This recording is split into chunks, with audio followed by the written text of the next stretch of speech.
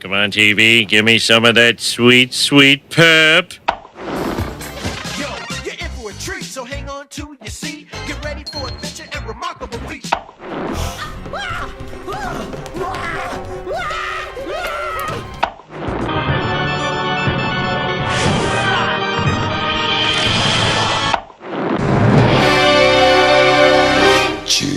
Yes!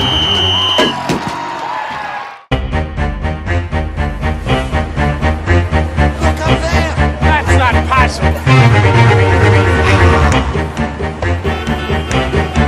I've seen that guy somewhere. On TV.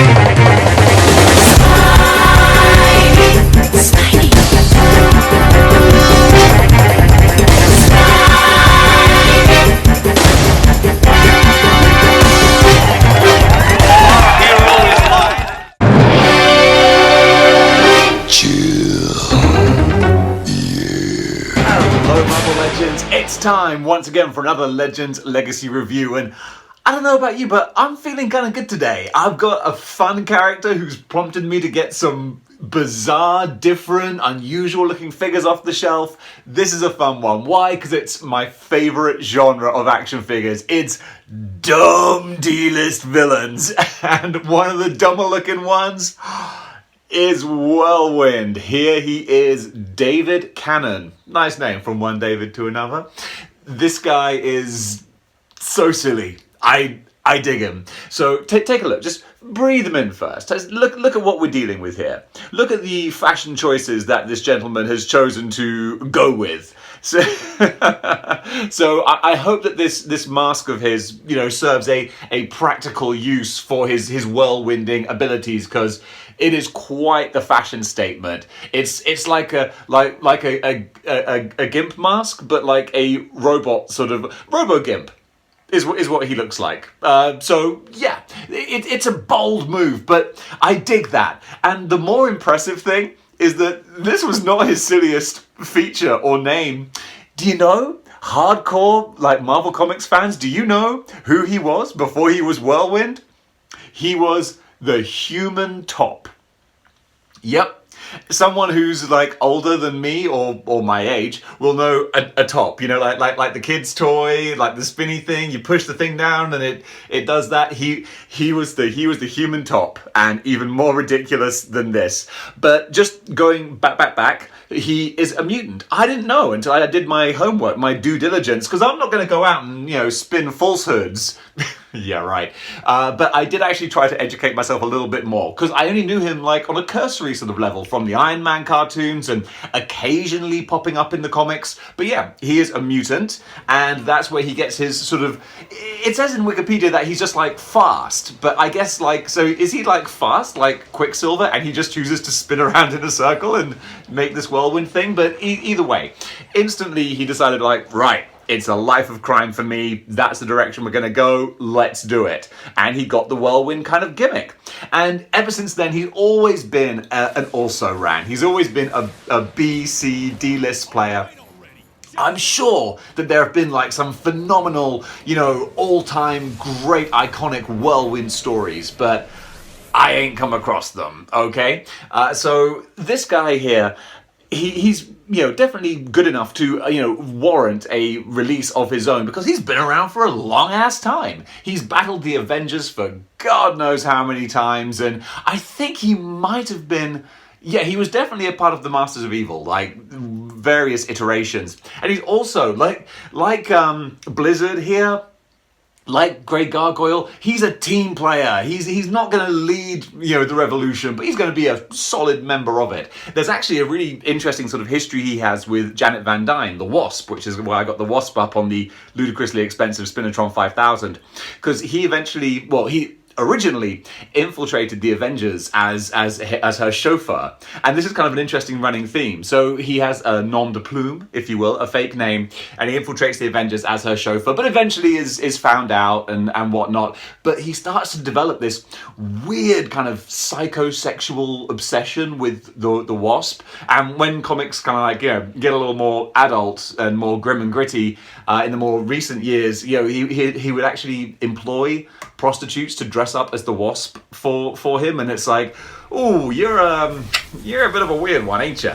It's so funny that like Disney are kind of making toys of characters that are pretty gnarly in their histories, but that's the character. And let's take a look at the actual figure himself. Okay, so basically he is a pretty standard figure. You know, there's not too much going on here. He's a standard body mold, but he has a lot of fun extras. First of all, of course, you've got this crazy masked head sculpt, which is a lot of fun. It's just silly, kind of bonkers, but it is a perfect representation of his character from like the animated Iron Man cartoon. That's why I've got Iron Man here as well, because he fits perfectly with that.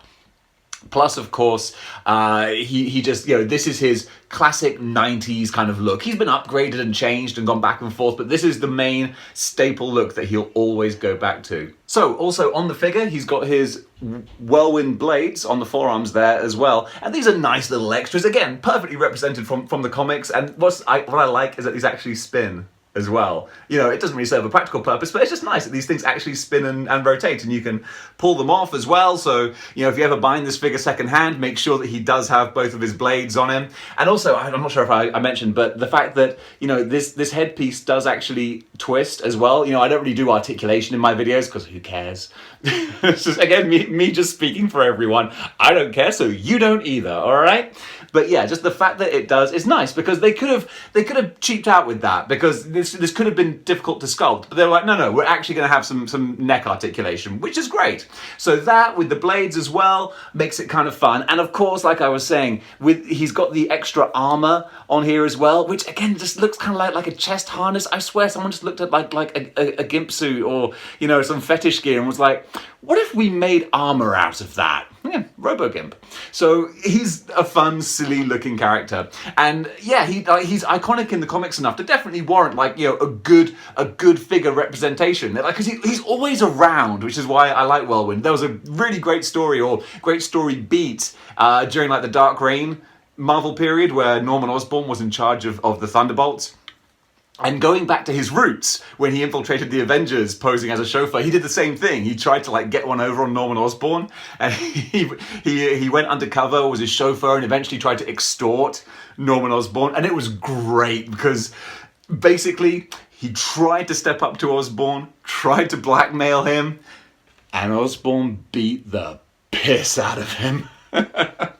It was just an absolutely brutal sort of like, stop, he's already dead, which is so great, because I love it when like a mildly respectable character will get jobbed out to make like a big bad look imposing, and I'm fine with that, because I love having Norman Osborn as like a big bad of the Marvel universe, and he looked vicious, so that was really cool.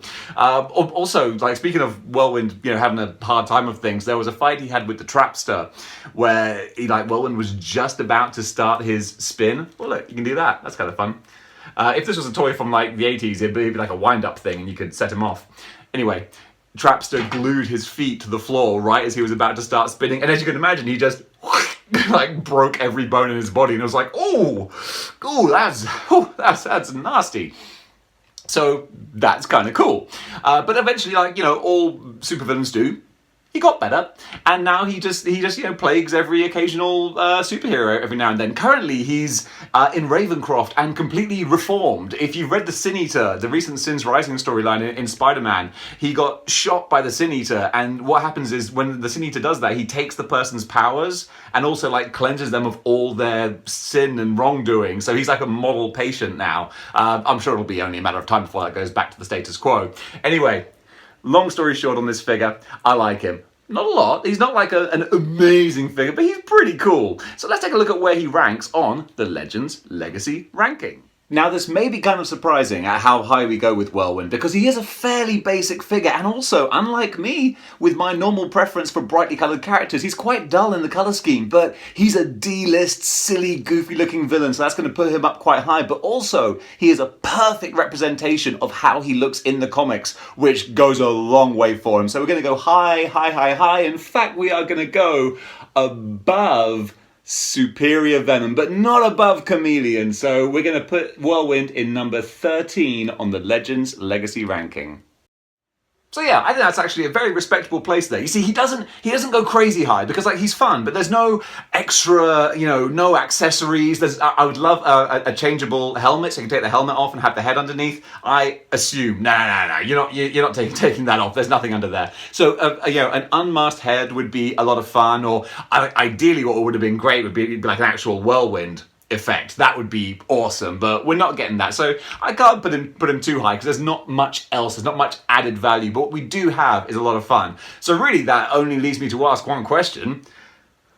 Brad, what bar is Whirlwind? Well, Dave, Whirlwind, he's a big silver and green kind of guy, so at number 3 we have a bar of Chocofair gin and tonic milk chocolate. Coming in at number 2, we have a bag of Marks & Spencer wasabi and spring onion crisps. But taking the number 1 spot today, we have a can of Chill Out with hemp seed and peppermint. Because Whirlwind, he just needs to chill. Anyway, as always, back to you, Dave. Thank you, Brad. That was a fantastic What Bar segment, and all that's left to do now is give this figure a sub rating of... I'd buy that for $1. And that is our review of David Cannon, aka Whirlwind. So before we go, let's just do a little setup ski here, because I've taken all the time and effort to get these guys off the shelf. So let's do a little figure lineup. I was doing separate videos or like separate edits so I could give them a white background, but it just didn't, I didn't think it looked very good. I think really you guys like sort of prefer kind of all the stuff going on, because that was what I realized when I just had a white background. It looked like every other figure review on YouTube. And look, I can't do those figure reviews better than people who do them really well, but what I can do is a figure review with me in it. So with that being said, come on Blizzard, there you go.